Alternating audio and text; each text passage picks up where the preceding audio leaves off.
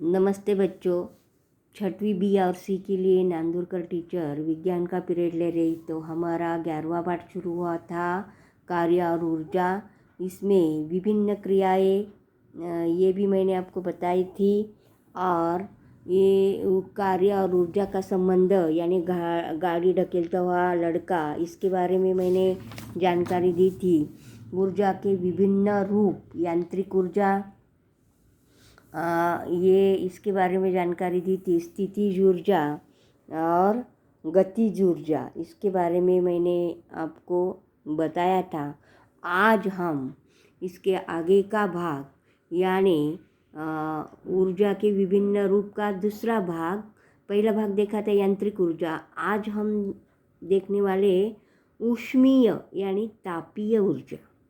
तो देखो तुम्हारे सामने ये जो चित्र दिखाए गए, इनका निरीक्षण करो। एक गैस पर एक बर्तन रखा है, उसमें कुछ पदार्थ हुआ यानी उसको ऊष्मा दे रही है, इसका अर्थ है। तो सूर्य द्वारा पृथ्वी को उचित अनुपात में सदैव इतनी ऊष्मा मिलती रहती है कि जिससे वातावरण का तापमान सजीव सृष्टि के लिए अनुकूल बना रहे। ईंधनों के ज्वलन द्वारा ऊष्मा का निर्माण होता है। रसोई घरों में ऊष्मा का सर्वाधिक उपयोग होता है। सबको मालूम है कि जो हमें खाना खाते हैं, ये ऊष्मा देने के बाद, वो पकाने के बाद ही खाना खाते हैं। तो ऊष्मा भी ऊर्जा का एक रूप है, ये आपको याद रखना है। ऊष्मा ही ऊर्जा का एक रूप है। सूर्य के प्रकाश में ऊष्मीय यानी तापीय ऊर्जा होती है। इसे कैलोरी नाम इकाई में नापा जाता है। ये भी आपको याद रखना है। देखो, ये सूर्य से उष्णता मिल रही है और गैस में जो पदार्थ रखा है, ये ईंधन यानी ऊष्मा मिल रहा है, ये सूर्य से तप रहे हैं। तो ऐसे दोनों प्रकार यहाँ दिखाए गए। तो आओ करके देखो क्या करना है। कोई उत्तल लेस लेकर उसे सूर्य के प्रकाश में किसी कागज के सामने पकड़ो। ये क्रिया ऐसी चल रही है। अब लेस को कागज के सामने इस प्रकार आगे पीछे ले जाओ कि कागज पर प्रकाश का छोटा सा बिंदु देखें। लेंस को इस स्थिति में कुछ समय तक पकड़ रखो। तुम क्या देखोगे? आपको सूर्य का प्रकाश देखोगे और जो ही रखा है वो धीरे धीरे तप जाता है, ऐसा अनुभव आएगा। इसके बाद देखना है हमें प्रकाश ऊर्जा। सूर्य के प्रकाश की सहायता से वनस्पति अपना खाद्य भोजन तैयार करती है, सबको मालूम है। जो सूर्य का प्रकाश मिलता है, इससे ही जो खेती में अलग अलग प्रकार के फसल आते हैं, वो अच्छी तरह से उगती है। इसका अर्थ है कि प्रकाश ऊर्जा का एक खाद्य रूपी ऊर्जा में रूपांतरण होता है। यह हम सीख चुके हैं।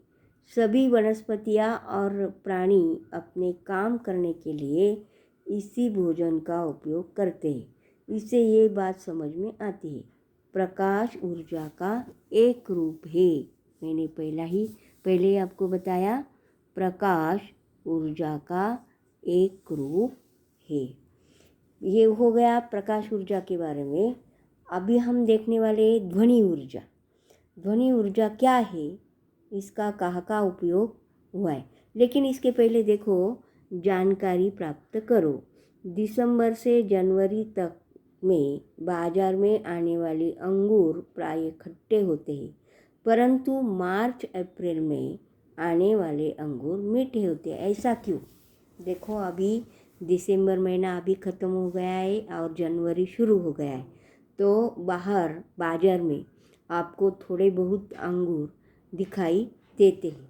तो ये अंगूर खाने में बहुत मीठे नहीं होते, खट्टे होते हैं। लेकिन मई जून महीने में जो आते हैं, अप्रैल मई महीने में, तो ये अंगूर खाने में बहुत मीठे होते। इसका अर्थ क्या है कि तब सूर्य की उष्णता ज़्यादा पड़ती है, यानी धूप ज़्यादा होती है, इसीलिए अंगूर ज़्यादा मीठे हो जाते हैं। अभी सूर्य की उष्णता कम है। दूसरा है देखो, चलचित्र यानी सिनेमा, टीवी, मोबाइल तथा लैपटॉप इत्यादि के पर्दों पर दृश्य कैसे दिखाई देते हैं, ऐसे जानकारी के लिए प्रश्न दिए गए। इसके बाद हमें देखना है ध्वनि ऊर्जा। अत्यंत तीव्र आवाज़ द्वारा आसपास के घरों की खिड़कियों की कांचों का खड़पड़ाना या चटकना तुमने सुना है, देखा होगा। इसी प्रकार खिलौने वाली कुछ कारों की गति को नियंत्रित करने के लिए आवाज़ का उपयोग किया जाता है, अर्थात आवाज़ द्वारा कुछ कार्य होते हैं। इससे यह स्पष्ट होता है कि ध्वनि ऊर्जा का एक रूप है। तीसरा प्रकार है रासायनिक ऊर्जा। रासायनिक ऊर्जा क्या होता है देखो, लकड़ी के जलने पर ऊष्मा और प्रकाश मिलता है। जब हम चूल्हे में लकड़ी जलाते हैं, किसी जगह पर लकड़ी जलाते तो उसमें प्रकाश भी मिलता है, ऊष्मा भी मिलता है, तो कभी कभी जलाने की आवाज़ भी आती है।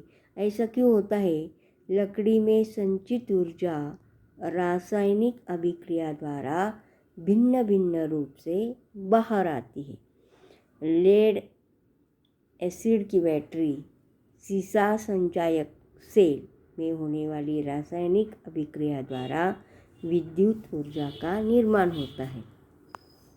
तो आपको ये सिर्फ याद में रखना है कि रासायनिक अभिक्रिया से प्राप्त होने वाली ऊर्जा को रासायनिक ऊर्जा कहते हैं।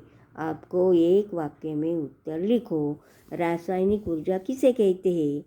तो रासायनिक अभिक्रिया से प्राप्त होने वाली ऊर्जा को रासायनिक ऊर्जा कहते हैं। जैसे लकड़ी जलाने के बाद जो ऊर्जा प्राप्त होती है, ये भी रासायनिक अभिक्रिया होती है।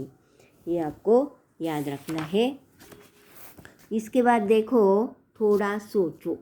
ये विचार करने के लिए ऐसे प्रश्न दिए जाते हैं, जानकारी दी जाती है। वनस्पतियों में भोजन कौन सी ऊर्जा के रूप में संग्रहित होता है? दूसरा है, रसोईघर की गैस से ऊर्जा कैसे मिलती है? यहाँ देखो, यांत्रिक, ऊष्मीय, प्रकाशध्वनि, रासायनिक तथा विद्युत ऊर्जा, ये ऊर्जा के विभिन्न रूप है। आपको प्रश्न पूछा जाएगा, ऊर्जा के विभिन्न रूप कौन कौन से हैं? यांत्रिक, ऊष्मीय, प्रकाश, ध्वनि, रासायनिक तथा विद्युत ऊर्जा, ये ऊर्जा के विभिन्न रूप है। ये भी आपको याद रखना है।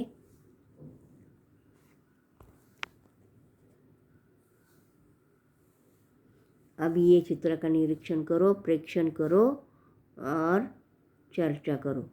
अपने दैनिक जीवन में उपयोग में आने वाले पंखे, विद्युत बल्ब, मिक्सर, टीवी, रेडियो, प्रशीतक, धुलाई यंत्र, इस्त्री, ये सब साधनों के कार्य का ध्यानपूर्वक निरीक्षण करो, अवलोकन करो। इनके कार्य होने के लिए इन्हें कौन से रूप से ऊर्जा मिलती है? तो देखो, निरीक्षण करो, तब समझ में आएगा। ऊर्जा का रूपांतरण, कार्य होते समय ऊर्जा का रूपांतरण होता रहता है। तो आओ, ऊर्जा का रूपांतरण कैसे होता है ये हम सीखेंगे, जानेंगे। जल चक्र की प्रक्रिया में सूर्य की ऊष्मा द्वारा समुद्र का पानी में भाप में बदल जाता है। जहाँ समुद्र होता है वहाँ ज़्यादा बारिश होती है, सबको मालूम होगा। तो भाप से बादल बनते हैं, बादलों से वर्षा होती है, वर्षा का पानी नदी में बहकर बांधों में संग्रहित होता है। बांध का पानी ऊंचाई पर होने पर के कारण उसमें स्थितिज ऊर्जा होती है।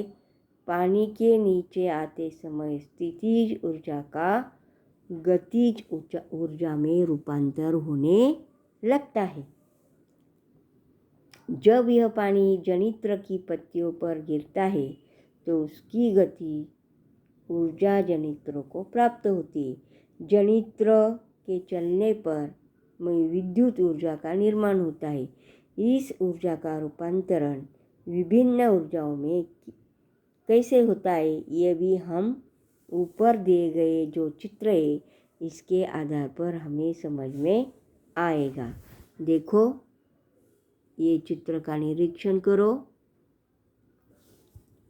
ये बादल है, इसका परिणाम पानी पर होता है। बारिश होती है, बारिश का आती है बांध में यानी नदी में या, और इसका ऊर्जा तैयार हो जाती है, ऊर्जा घरों में बांट जाती है। तो इसका ऐसा एक श्रृंखला है, साकड़ी।